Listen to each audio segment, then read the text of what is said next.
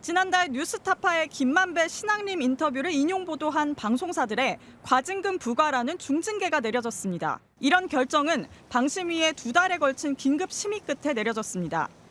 그런데 이 과정에서 현재 방심위원장인 류희림 씨의 가족과 지인들의 민원이 다수 있었던 것으로 MBC 취재 결과 확인됐습니다. 방심위가 긴급 심의를 결정한 지난 9월 5일 전후인 4일부터 7일까지 인용보도 심의를 요청한 민원은 총 188건이었습니다. 가족과 지인 등 최소 15명이 제기한 민원은 모두 50건, 나흘간 들어온 전체 민원의 4분의 1이 넘습니다. 공익신고자의 법률 대리인은 MBC에 류 위원장이 가족과 친인척 등을 동원해 대량으로 민원을 하고 본인이 심의에 참여했다면 방심위 공정성의 근간을 흔드는 것이라고 신고 이유를 전했습니다. 그런데 이런 의혹이 공익신고를 통해 외부로 불거지기 전에 방심위 내부에서 이미 문제 제기가 있었던 걸로 드러났습니다. 방송사들에 대한 긴급 심의가 진행되던 지난 9월 말 방심위 내부 게시판에 류희림 위원장의 친인척으로 추정되는 다수의 민원이 들어왔으니 류 위원장은 스스로 심의를 회피해야 하는 거 아니냐는 글이 올라왔던 겁니다. 국민권익위원회에 접수된 공익신고서에서 신고자는 적어도 게시글 이후에라도 류 위원장은 가족, 지인 등 사적 이해관계자들이 민원을 넣은 사실을 알 수 있었지만 이를 신고하거나 관련 심의를 회피하지 않았다고 지적했습니다. 또 오히려 류 위원장이 심의 회피는커녕 사무처 직원을 통해 게시물 삭제 요청을 전달했다고도 밝혔습니다. 향후 진상규명 과정에서도 류 위원장의 개입 여부와 함께 문제 제기를 묵살한 경위도 쟁점이 될 걸로 보입니다. MBC 뉴스 이혜리입니다.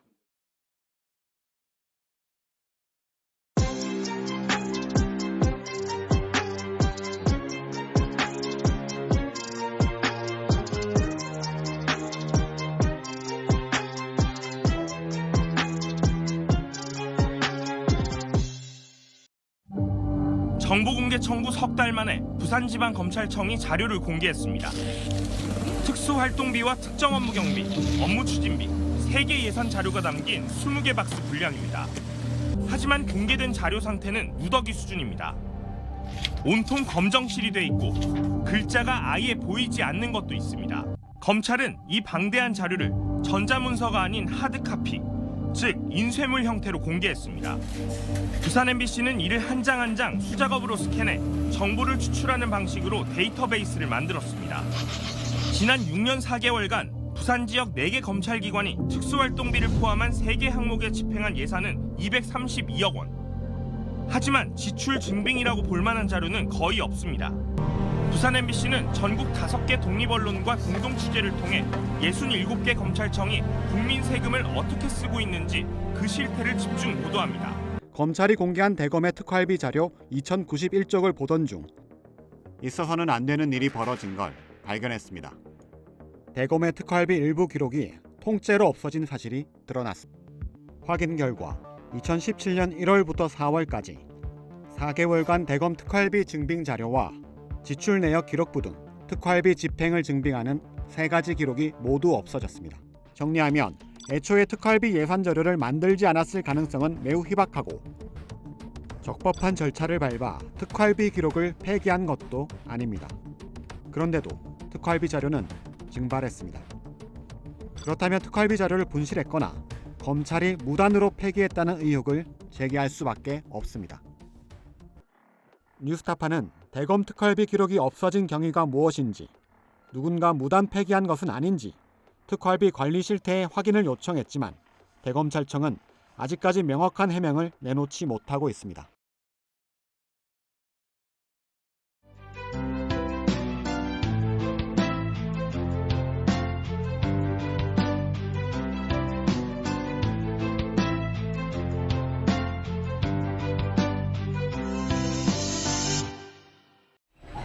지난 읍내를 달리는 16인승 농어촌 버스. 계기판을 들여다봤습니다. 차량의 운행 상태를 나타내는 계기판엔 빨강, 노란색 경고등이 7개나 켜졌습니다.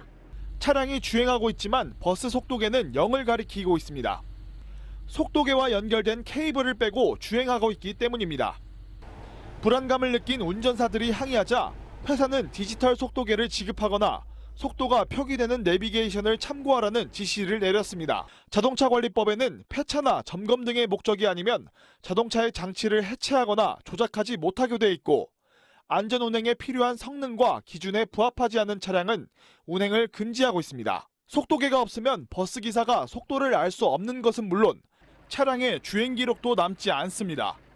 하지만 무진장 여객은 버스에 설치된 GPS 장치를 통해 주행 거리를 확인할 수 있고 속도계 케이블을 뺀 것은 매연 저감 장치에 문제가 생겨 차량의 출력이 떨어지는 것을 막기 위해서라고 설명합니다.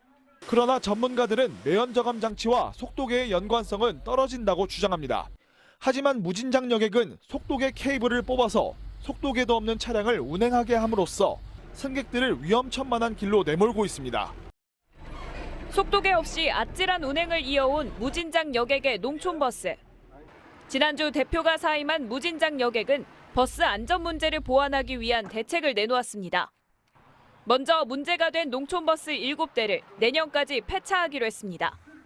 다만 대체 차량 구매 비용의 50% 이상을 진안군, 무주군, 장수군에 요청한다는 계획이어서 예산 확보 문제가 남아 있습니다.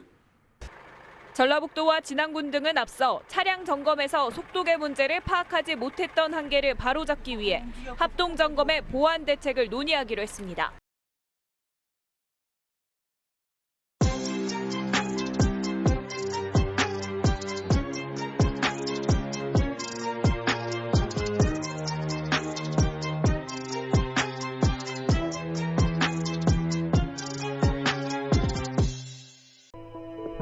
집이 너무 오래되니까 저기에서 저기 막 벽지가 막 떨어지고 막 이래 손을 못 대요. 개면은 막 무너질 것 같은. 부산 전체 아동 가구의 약 8%인 2만 2천여 가구. 그곳에 주거 빈곤을 겪는 아이들이 삽니다. 제2의 도시 부산. 그 화려함 뒤에 가려진 주거 빈곤 속 아동의 삶이 실태 조사를 통해 처음 드러났습니다. 아이가 있는 주거 빈곤 가구의 평균 주거 면적은 54제곱미터 정도입니다. 그러나 평균에 미치지도 못한 곳에 사는 아이들도 있습니다.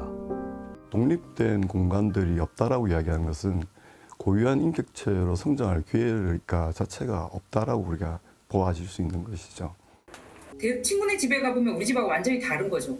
그렇게 되면 아동들에게 소외가 발생해요. 계속 움츠려 들고 친구를 우리 집에 데려올 수 없고 우리 집은 왜 이럴까 이렇게 아이들이 상처를 받기 시작하면 이 상처가 이제 영원히 남게 되는 거예요. 아동 주거 빈곤 가구의 부모들은 아이의 정신 건강을 가장 많이 걱정합니다. 신체 발달과 정서 발달과 학업 성취는요 서로 맞물려 돌아갑니다. 비좁은 공간에서 느끼는 우울과 불안 그리고 위축, 불안한 주거 환경과 남과 다른 주거 환경에서 느끼는 위축 이런 것들은 정서적으로 불안한. 정부는 2019년 10월 아동 주거권 보장 대책을 내놨습니다. 그리고 주거 빈곤 속 아동의 삶을 처음으로 들여다보기 시작했습니다. 하지만 우리나라 주거복지 정책에서 아동은 여전히 소외돼 있습니다.